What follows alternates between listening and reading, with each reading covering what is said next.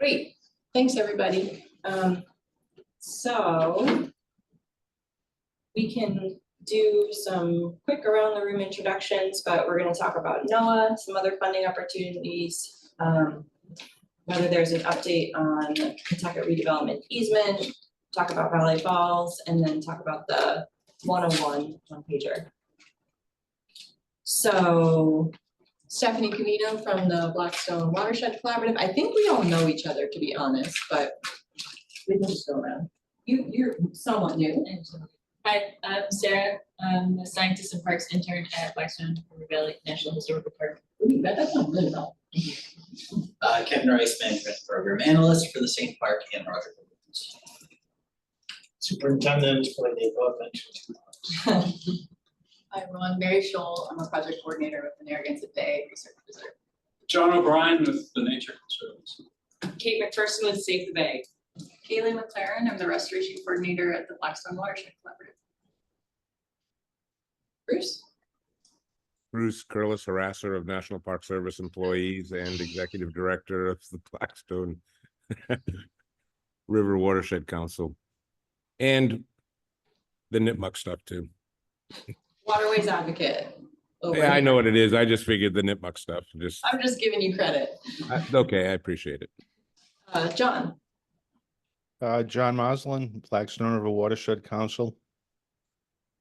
Caitlin? Hi all, Caitlin Chafee with the Narragansett Bay National Estuarine Research Reserve and DEM. Great, thanks. Are there any specific modifications to the agenda or other things that people wanted to add that we didn't have on there? Is there anybody else? Mary? Oh, that's me. Yeah. I logged into that computer. Oh, I don't think so. I think that's everybody. Okay. Yeah, and Stephanie has a box too. So. Okay. Yeah.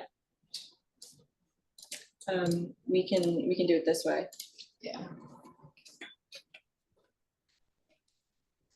I know, yeah, we normally have some more folks. Sean said that he had another overlapping meeting and apologized. I haven't heard from anybody else. Okay. So first thing on the agenda was, did we meet with NOAA and how did that go? Or do we have any other feedback about NOAA? Caitlin, I don't know if you wanted to do that update. No, that I don't even think we have anything scheduled yet. Is that right, Mary? Yeah, so we talked We're about our core meeting, but we plan to meet with NOAA but have not scheduled a specific time. And yeah, I'll just add that we are also in addition to meeting with NOAA Fisheries on the application that was not approved. I'm going to be meeting with trying to set up a meeting with Jim Turek and Danielle Perry from the NOAA Restoration Center, which is part of marine fisheries. So they've been involved in the project in the past and, are very involved in the grant program. So just kind of reconnecting with them to get their insights on the application as well. So hopefully maybe not next meeting, but the one after that, I will have, feedback from them.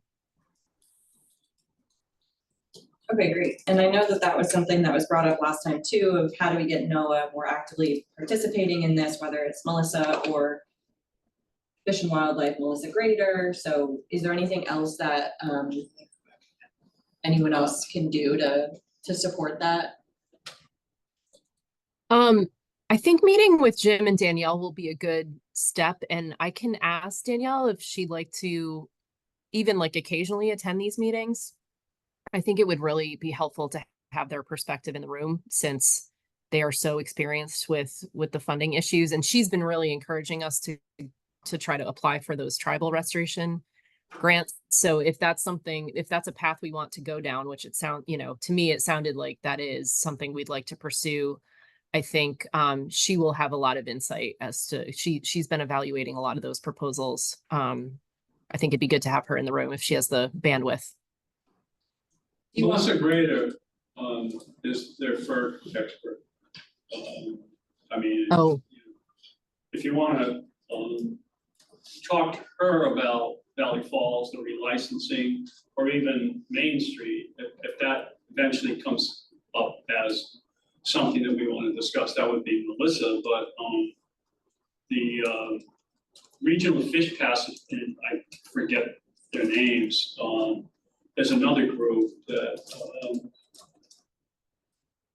we should, connect with, because, we were refused, by one of the applications that was submitted. It was a submittal for Elizabeth Webbing that they did not, fund. And I think that, was there a conversation with them after? I think that, oh, you might wanna sit over here. Sorry. That way you can share it, see. I think that Jason met with Nick, Fish and Wildlife before, right, about those applications? We did, yeah. I remember we met with the regional coordinator for Fish and Wildlife. Just to talk about the review of the comments we received from the proposals. I think Jason had some points he wanted to follow up with. Just overall about like the funding priorities and how we kind of chronically score low according to them. So. But yes, if we could, connect another time before that funding. Do you want me to add, I don't remember who's on the email list, to be honest, but to make sure that Jim, Danielle, and Melissa are on this invitation? Or do you want to wait and talk to them first and then add them in? Yeah. Steph, if you wanna, oh, sorry, for Go Noah, ahead, Caitlin. Go ahead. sorry, yeah, I was just gonna say, if you wanna just wait, I am gonna reach out to Jim and Danielle, but certainly after that, like, let's maybe add them to this list. That'd be great. I'll let you know as soon as I get in touch with them. And I wanna echo what you said about inviting Melissa and her thoughts, especially with her firm expertise, because, you know, 2 of these dams do have active hydro licenses. We have been denied for fish ladder projects, and I think we need to be thinking a little bit more outside the box, in terms of, you know, what sort of grant applications and what sort of funding will help us get around these FERC licenses, or, you know. You're right. The issue, I think, is, I think Jason has said that he wants to sit down with Noah and look at how they scored, you know, what scored high, what didn't score high, and the question is, would you be honest about the FERC license for Main Street? We need an honest answer from Noah.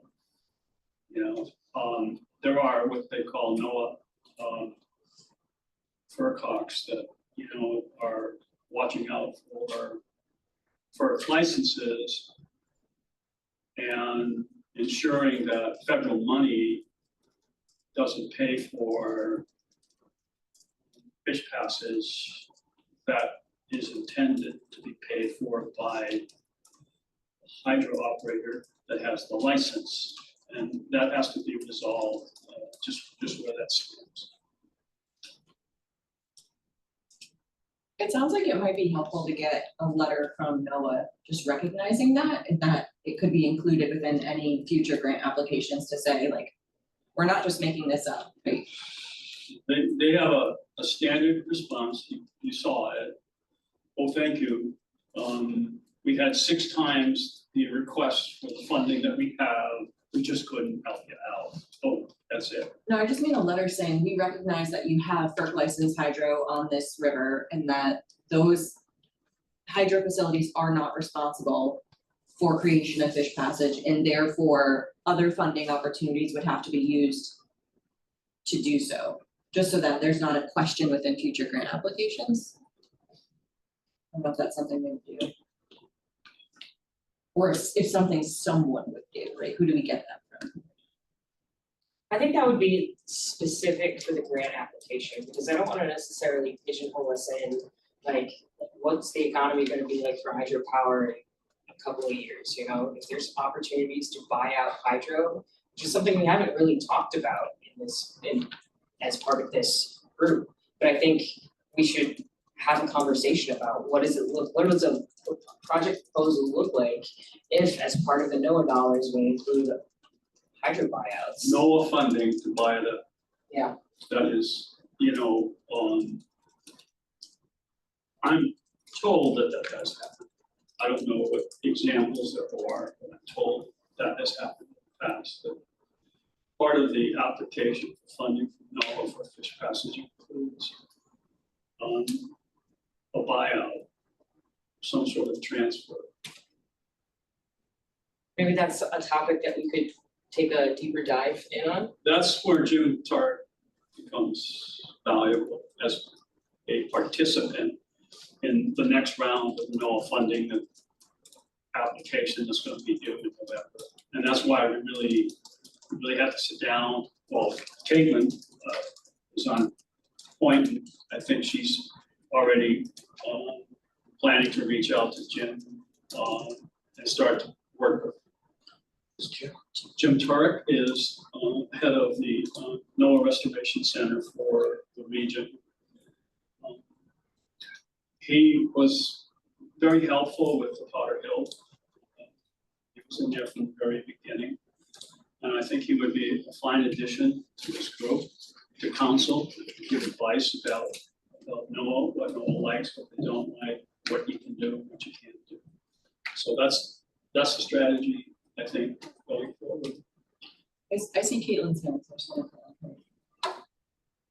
Yeah, just wanted to add that that would definitely be part of my conversation with Jim and Danielle, is asking about potential for FERC buyouts. There was a project in Connecticut that involved that, and we're unsure of the status of that. We don't know if that was actually implemented, but if so, it would be really interesting to hear about that example. And if it did happen, I'm sure that Jim was involved. And, I mean, Jim is kind of heading towards retirement. He's been with the Restoration Center a long time. I think his counsel will be invaluable either way. But also working with Danielle, who I think is poised to kind of take over his role there, as I understand it from him. For sure. He's been, it's we need Jim on the team, we need to get him involved. So definitely that will be, I don't know if you want to add that to the note, Stephanie, but that will be one of the things I'm going to ask Jim about, is for more information on kind of the FERC buyout possibility, how that's gone in the past. Did the Connecticut project go through? Just so we're sure that we're looking at all options on the table, so that if we hear back from NOAA that it's absolutely the FERC issue that's sinking these proposals, we've got some, options to pursue. That's where efficient wildlife buy-in, input, and support is also critical. I had to go get Rebecca in, so I didn't know where you left that off in terms of getting Fish and Wildlife. We were going to talk to them, John, about this. Is that where I left things? But just want to emphasize, I think it's a greater stamp of Fish and Wildlife approval is key in helping counterbalance any more concerns about fish. No, you're right. I think Melissa would be very helpful, particularly if we're talking about a buyout. FERC buyout. I mean, she's one of the few people that is fluent in the language of FERC. So I think that would be key.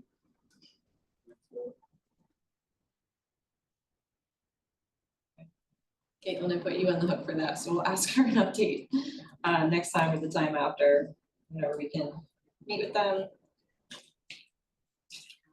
Sounds good. Thanks. Anything else on NOAA?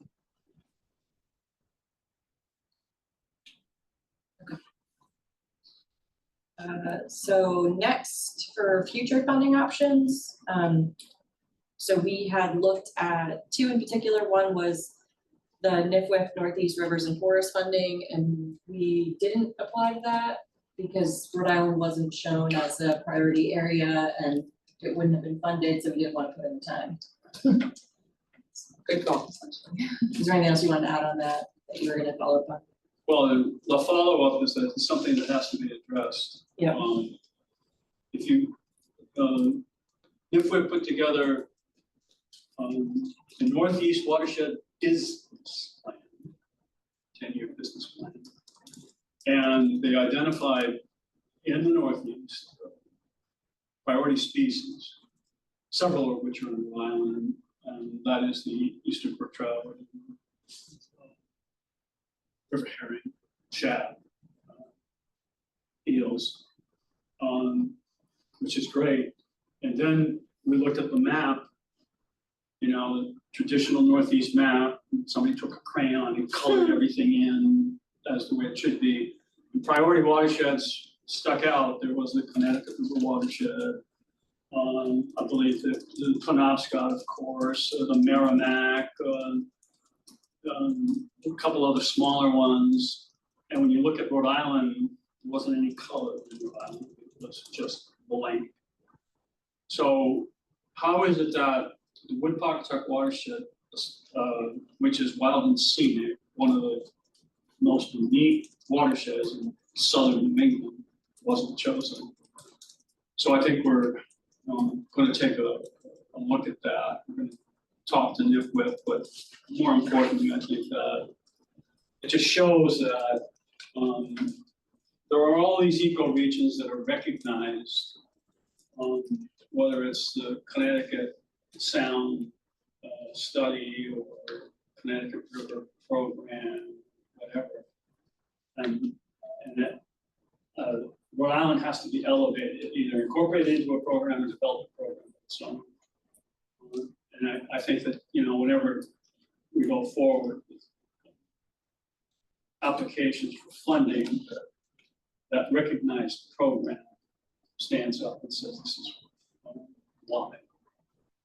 So I think it's something that we've been discussing in the past, and talked to Jason about it, hoping that there can be something official that comes out from that. But that is just an example, one example of how you can get overlooked with all of this fancy processes on DA and IRA funding.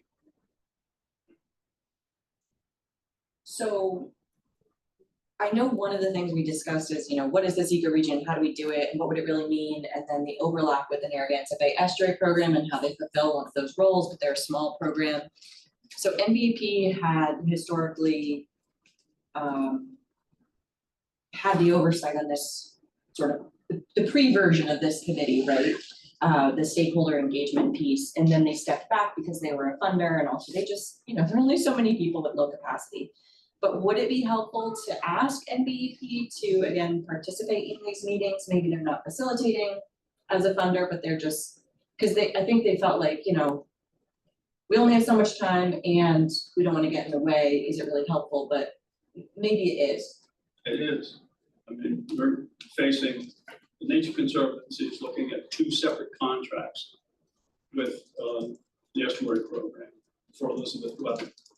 The Blackstone Collaborative is a big, important piece of funding going forward for the watershed itself. So whenever you look at, no matter how you look at that, I think that they're extremely important in their ability to assist with both funding and facilitating meetings, bringing groups together, discussing areas that need to be addressed. So I can talk to Darcy about that, and hopefully when they have their new outreach coordinator, then they also, maybe that can be part of their task, is that they participate in.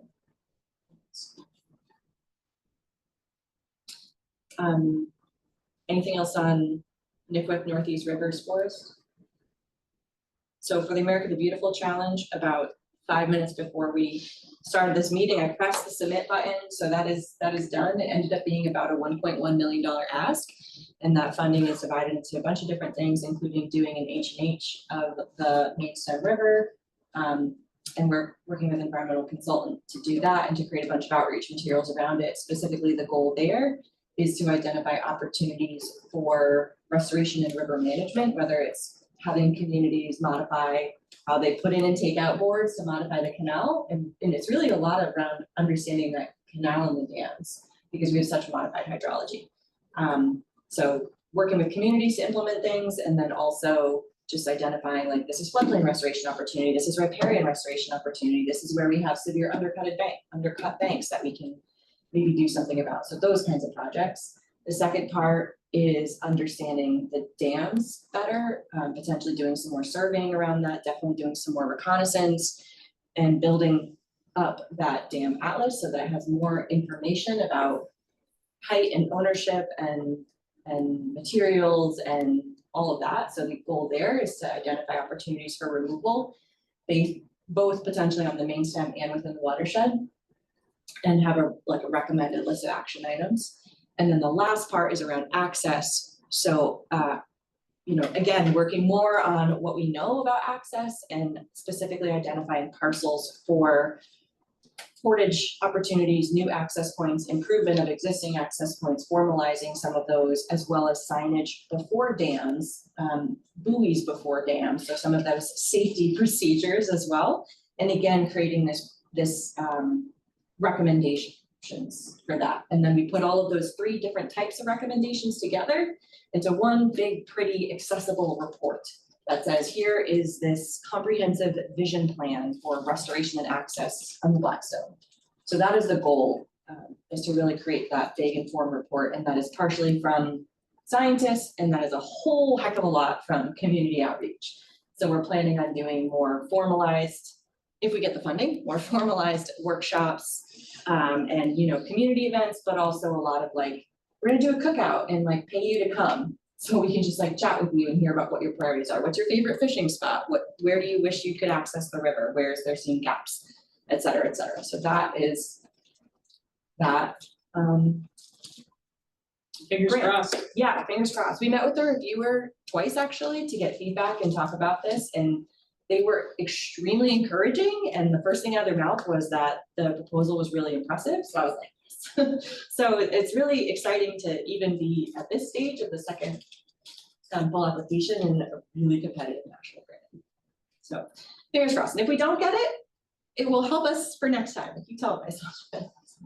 Can I just pause to say congratulations and Thank you. thank you. Yeah. I know grant writing is hard and difficult, very stressful, and for those two things, this has helped. Yeah, we've had a lot of help. So I'll go in there and work on it, and I'll just see oh, anonymous porpoise is working on this too right now. So yeah, thank you to everybody who's worked on that. And especially to DEM for being our applicant, because we are not eligible, so very much appreciate that. Anything else on funding, either specific opportunities that we've identified, or things to follow up on? I know I recently saw I haven't read the RFP yet, but there's an FY24 funding to support tribal climate resilience. And I think it's about $120 million nationally. So also pretty competitive, but there are 3 different categories. There's a planning category of up to $250,000, implementation of up to $4 million, and then relocation manage, retreat, and protect in place, which I don't think that we would be focused on, which is up to $150,000 per year for 3 years. Danielle Perry would really help out here because she is very active with tribal and underserved communities. And when I first gave her a tour of the site, along with Jim, pointed out, and she thought it would be an excellent candidate for that, but the limits of funding is only, 3 million. And certainly we're looking for a lot more than 3 million, but the only way we're going to get what we're looking for is if we have a number of sources of funding. So I think that that source of funding is going to be in play, and we have to keep track and work with her. There is the NOAA Fish Passage that's coming up in November, and also I think working with Danielle on tribal and underserved communities is important. Yes. Hey, Steph, Yep. just a FYI. So Assanamisco is designated as a municipality because we've received an MVP. And in Massachusetts, we're actually considered a historic tribal community and municipality. So we should really look into that because each of the federal agencies have their different ways of looking at that and viewing that. So, that's a possibility that we should definitely look into. Okay, that's really good to know. Because we actually are a receiver of an MVP. Yeah. It says eligibility for this particular grant is all federally recognized tribes and authorized tribal organizations, including tribal consortia. Okay. So we should get some more clarification on how they're defining that. Okay. Bruce, is this associated with the geographic region, boundaries, or whatever? So the MVP? Recognition. So basically, we look at sort of everything that is within sort of the homeland model territory, which would be where we're considered the tribe.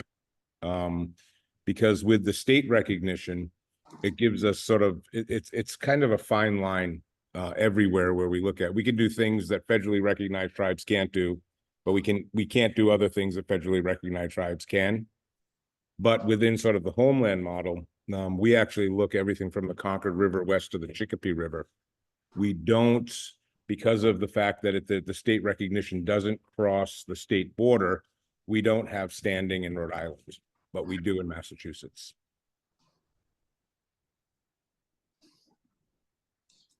I know that we'd also had a conversation about, like you said, that the new NOAA fish passage funding will also come up again.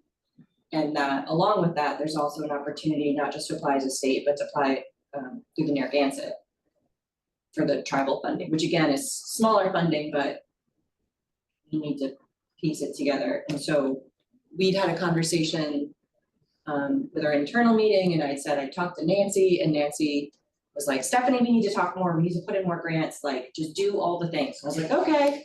So I said that maybe she could help us, and then when I had a conversation, she was like, well, I also don't want to step on Dana Lynn's toes, because Dana Lynn is the natural resources person, whereas Nancy is more of a cultural person. So she said, just reach out to Dana Lynn and just be more proactive to have like specific asks, but to continue going through her, which is fair. So I know that that's something that DM's also working on, is to have this meeting to review our previous application and say, what do we need to change? What would you want us to change, and how do we make sure that, this application actually reflects you and it's not just like we're forcing you into something. Right. But- And just to sort of add to that is, I think one of the things that always ends up playing out is sort of the internal politics within tribes, is that we're dealing with people, a lot of what we do, and not going directly to the government and saying, hey, how can we get you to engage, and who are the people you want there? Yeah. We have a lot of tendency to work with the people that we already have relationships with and work with. And really, we've got to start bridging that gap, because the internal politics are, that person might not be in favor or in good light with the tribe at any particular given point of time, and they kind of run rogue. Like anything I do, I make sure that, not just NIDC knows, but I also make sure that the tribal council knows and the chief knows. And for the most part, they've given me my parameters and sort of, my lane to drive within. But I think that that's one of the things that we definitely have to make sure of, that we eat. And I don't know if it's trying to sit down with their chief and, John Brown or whoever from tribal council wants to engage. But I think that at some point we have to figure out how to break down that barrier. Would it make sense to maybe offer, or asking when it would fit with their schedule to say, can we come and make a short presentation to tribal council on this and just get your feedback? I don't think that's a bad idea at all. Yeah, Caitlin, me and Mary, maybe we can propose that as a follow-up with Jason and just figure out which folks to bring to that meeting and just put together like a 10-minute overview and just say like, is this something that you want to engage on? And Yeah. okay, great, thanks. Okay.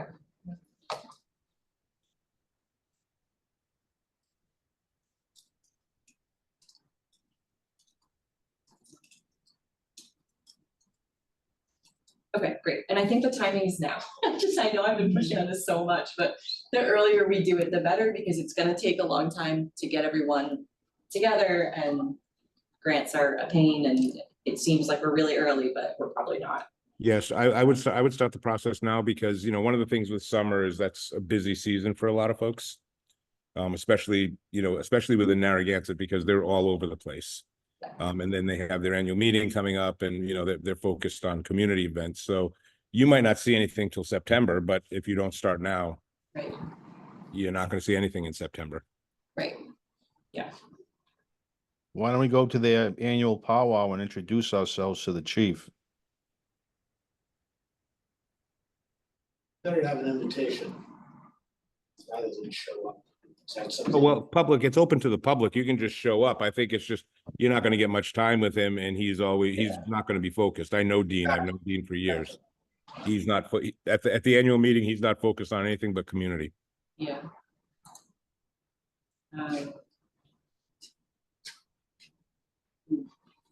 But Okay. it is a public event. Looking for a date on that too. Does anyone have that? I have Date. last year. For the annual meeting? Give me a second.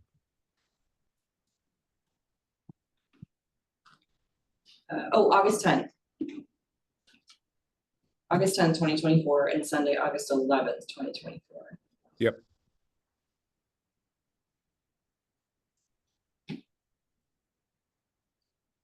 Okay. I will make a note of that, and I can follow up with. It's always good to just attend and support though.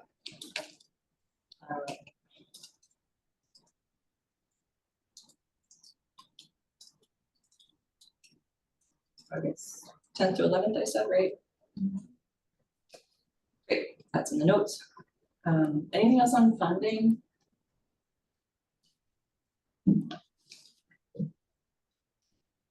Any updates on easement process with Pawtucket Redevelopment Authority? Haven't heard anything from Mills or SN. We had a meeting that was closed door. Right, and we don't know anything. And I wonder when the request for proposals is going to be released. When it's released, it's public information, but I don't know if anyone has the wherewithal to set up like a Google Newsletter or something. Oh, that's a good idea. My younger days. Yeah, we can do that. Yeah. Yeah, I think something to keep the national delegation abreast of the situation.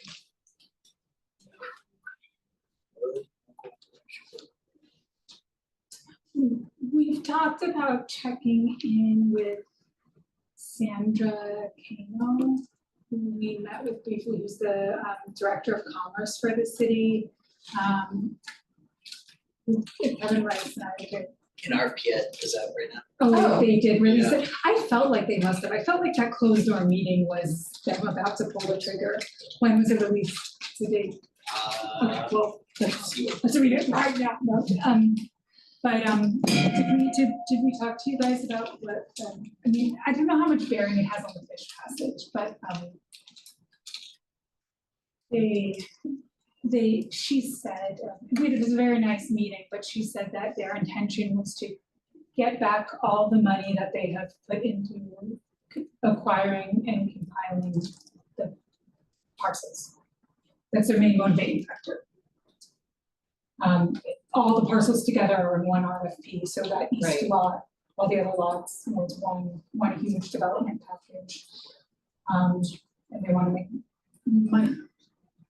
So, and for instance, they had absolutely no interest in talking to the Park Service about some kind of, like mild guidelines on making it at all historically friendly, just so that it's.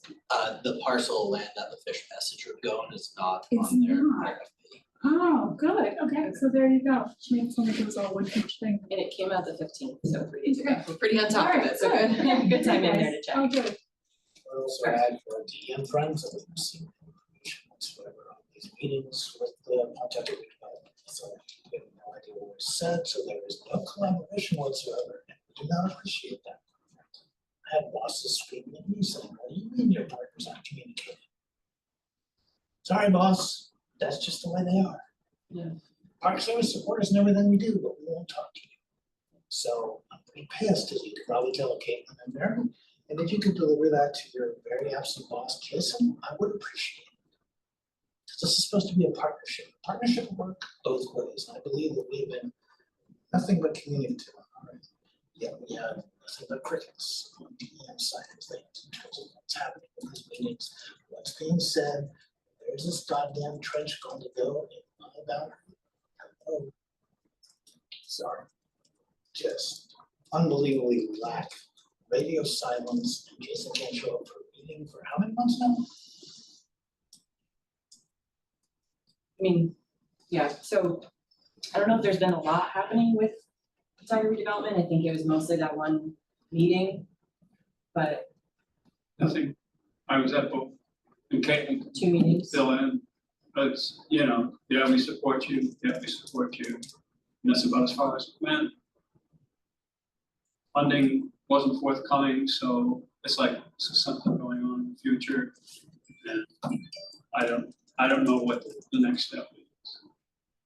But it was positive in the sense that they think Fish Passage would complement whatever it is that they're going to do. Okay, well, that's good to know. But I'm hearing it from you, John, and I appreciate that. I'm not hearing it from Jason. Got to stop or Well, Park Service backing this. no, I hear you, and I appreciate that, and I understand your position. And maybe that you're absolutely right, there should be a leadership to leadership meeting between the Park Service, DEM. And the Park Service can express their vision for the future of Fish Passage, where they're willing to support, what they're willing to do, all of the facility, all the benefits from the facility itself, to allow and to also allow the public to understand and see. And that, I don't know if this is, I don't think you want to go to an MOU, whereas, therefore, but maybe this is a time to clear the air. We're getting ready for another round of going for funding. And we're extremely dependent on the Park Service being a major partner. It's your property. I wish it were. It's not. Well, That's that's part of the another issue. complication. Yeah, that's another issue, but, It's your boundary. yeah. So I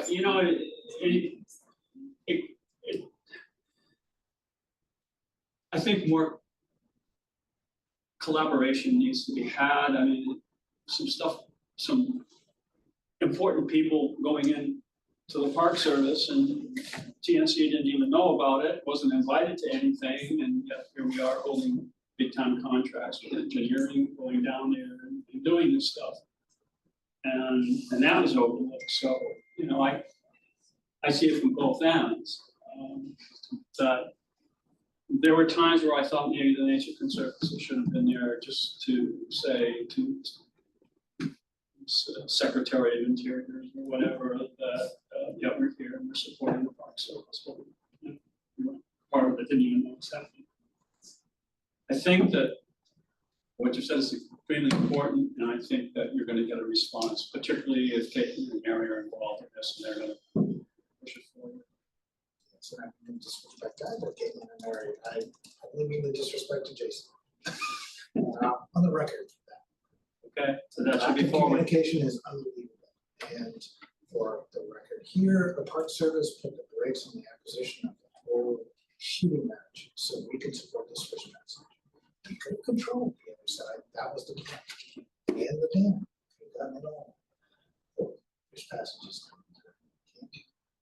Okay, state. We will work with you, we won't take this, now we're in heck of a pickle. So, not at all happy.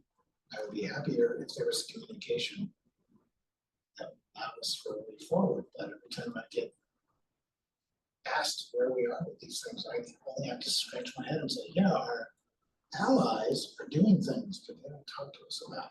Yet, we send out massive communication letter for some of the meeting we have, and what's going on. So, tired of the one street. Thank you for sharing that. Sorry, I'm being grumpy about it. It's just month after month of meetings versus getting. And that's in part the this process and antiquated thinking of the contact of development. Absolutely. So it's been had.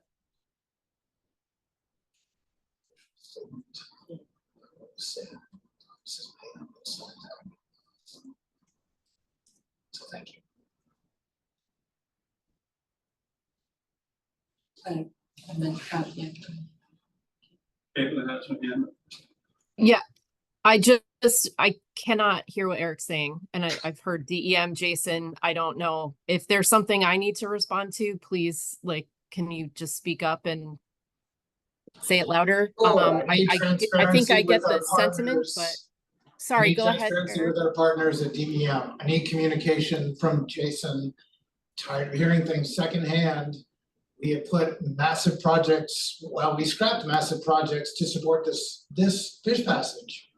4 years later, still no communication. We could have controlled this thing, now we don't. Got a massive headache on my hands and I'm not getting any communication from Jason. I appreciate you being here, I appreciate you being here, but if there are back channel communications, front channel communications, I really would like to know what is being said, because I am trying to be as transparent as possible on our end, because I realize that our alliance kind of hinges on what we do with the dam. And we continue to strive to acquire it so that we can put another piece of the puzzle together. But I need to know where things are happening, what the plans are, and this is within our boundary. Was there a specific meeting that happened that you weren't aware of that you're referring to, or? Yes, there was a meeting with the Pawtucket Redevelopment Agency. There was no communication as to what that contained. I had to ask. I got a very simplistic reply, and it sounds like that was all that there was. It was pretty much a, hey, how you doing?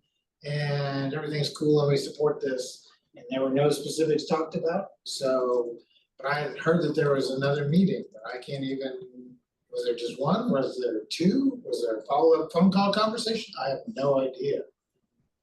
But I thought I heard that there were two conversations, and I only knew about one of them. So. Yeah, I mean, I've been trying to report out on that. There was that initial meeting with Bianca, which was very high level. We did not delve into details. And then there was one additional meeting with Fuss and O'Neill and PRA. And as far as I know, that's all that there's been. We can certainly get you more detail on what was discussed at that meeting, but it was basically Fuss and O'Neill presenting to Pawtucket, the conceptual design plans. And that was pretty much the gist of that meeting. So if there are specific outlying, outstanding issues, I mean, I'm here because it is difficult for Jason to to attend all of these meetings. So, you know, I'm happy to be a go-between if there are specific things that need to be answered. You know, I'm trying to provide any information I can about the meetings that are happening. So, Are you? Caitlin, I think what we also said is that we may be in need of a leadership to leadership meeting between the Park Service and DEM just to reset where we are with this. Allow the Park Service to understand the status relative to the meetings, and allow DEM to understand the extent to which the Park Service wants to be part of this process. Just a simple leadership to leadership meeting between Jason and Eric, just to, you know, let Eric get some stuff off his chest and let Jason understand that, and maybe the same for Jason. I mean, those are all always good, and I know Jason's always very busy, but if this project is gonna go forward, I think we need to reset with that sort of statements. okay. I think, and I don't want this to be a bashing Jason match, because I don't even know half of the things that are on this plate, but I think it's also hard to ask folks like Jim Turk to participate in these if we don't have Jason there. So that's a consideration as well for those kind of future, what do we want this to be? I also see John's hand. Yeah, in today's Valley Breeze, they list the parcels that are proposal from the city of Pawtucket for development. And they do list the Broadway plat 50,965 square feet, the park space on the river. So they did mention that they were gonna offer part of that at the walk around that we had, so hopefully they're gonna stick to that. Well, I just read the RFP and that parcel is part of the RFP. It's not within the map, but it's the No. parcel number is listed. No, it is in a map in the RFP. It's right here. You can just see it. So outlined in that. For some reason, it's within one map, but not another map, so that's, But this is the actual 20-page RFP, and in the 20-page document, it's on the map in the RFP. but if you click on location map Yeah, within the RFP website, it's Yeah. not listed, so they should really clarify that and be consistent. but it's in the text. I don't Right. know what, I mean, it's So listed. I'm just saying, Yeah, whichever, I'm sure Yeah. the actual 20-page thing is right, but we Right. should just ask for consistency in that and clarification. In the text, it might list restrictions on it. We haven't read Yeah, the we can text, look so maybe through. that's what the map reflects. But in any case, one thing that gives me agita, I'll just put it that way, is without anything in writing, what are Pawtucket's intentions with that lot? How far would they go? Or how much wiggle room is there for a developer that promises them a lot? And I think that that's what Eric worries about too. Yeah. And I think we don't see that same concern always reflected in the meetings that we attend here. We think everyone else should be extremely concerned about our plans for Fish Passage being derailed by Pawtucket's desire for development on that site. Right, because they basically said while we were touring the site that they were willing to change the parcel boundary to the dam, which would preclude any fish passage around the dam. Or change the roads, change circulation so that the other parcels could be larger. I mean, they presented a lot of different scenarios that could impact fish passage. So Yeah, I mean, from what I understood from our site visit and then the subsequent meetings, it's like we were too late to that conversation to get that inserted. I mean, ideally, it would have been part of the RFP. There would have been stipulations like, you know, we need you to consider this future project, which we weren't able to do. I think we've gotten like verbal agreement that they want to work together and accommodate the project, but I totally agree. Like, it would be great to get something more concrete than that. We For were the not record, too late. We had solicitors intercessing for us in November. As soon as we heard the sale was going on, we were refused every single time. We said, we really need to talk about this. You don't know what you're getting into. City said, oh no, we're fine. Everything's good. We know what we're doing. Done this a million times. It's cool. Yeah, Okay, it was. yeah, I didn't realize that. It is, Yeah. it's not a matter of being too late, it's a matter of, which is what the Director of Commerce told us, it's a matter of the city desiring a landmark, they're calling it the Downtown Gateway Waterfront Project, and it's I'm sure you know this, it's an extension of the Stadium vision, and they said they want to make back the money that they have spent acquiring it. And it's really, and they want to, and they know everyone's going to want to live across the river, so I don't know, but yeah, it's really a matter of them wanting to do what they want to do. And sometimes they tell us that they will, of course, they wouldn't jeopardize this other thing, but then again, maybe they would, Right. So we just right. want you, we just think everyone should be aware, be cautious, be vigilant is the word, about their motives and promises that they make. Yes, no, I totally agree with your concerns, and it might be, if a meeting with Jason would help you guys to strategize on how you approach the city, because I think right now the kind of feeling is like this is an amicable relationship, like we're in communication, and the city's vision includes, leaving that riverbank open for views for the future development. Like the river is going to be the centerpiece of this new development.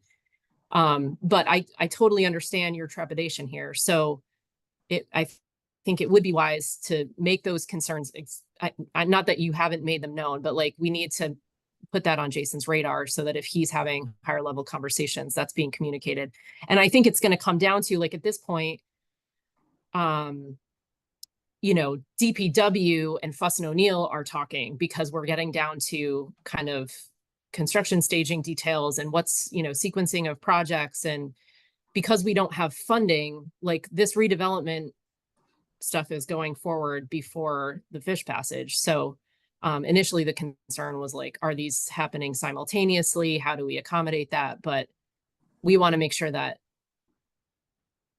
all of these concerns are heard, and there's so much going on. I mean, there's more than just the redevelopment. It's like the Safe Streets Initiative and the bikeway, and we've got a bazillion development initiatives going on there. So, yeah, I think it's definitely something to put on the radar, and maybe just getting on the same page.